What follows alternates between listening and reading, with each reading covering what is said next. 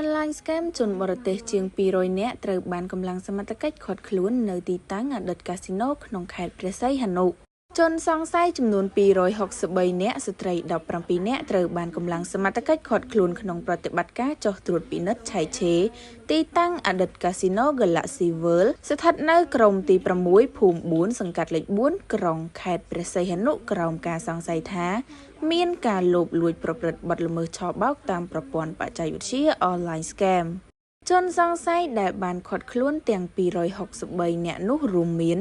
ជនជាតិប៉ាគីស្ថាន11នាក់ បង់ក្លាដេស23នាក់ ចិន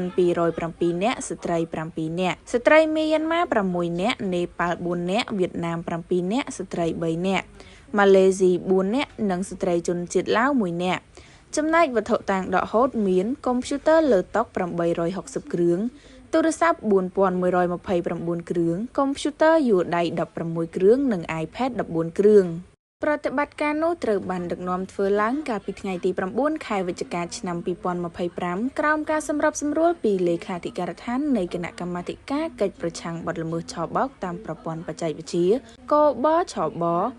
និងមានការចូលរួមសហការពីអគ្គស្នងការដ្ឋាននគរបាលជាតិអគ្គនាយកដ្ឋានអន្តរប្រវេសន៍គណៈបញ្ជាការឯកភាពខេត្តព្រះសីហនុអាជ្ញាធរពាក់ព័ន្ធក្នុងខេត្តនិងដោយមានការសម្របសម្រួលនីតិវិធីពីលោកឈីវអិចគង់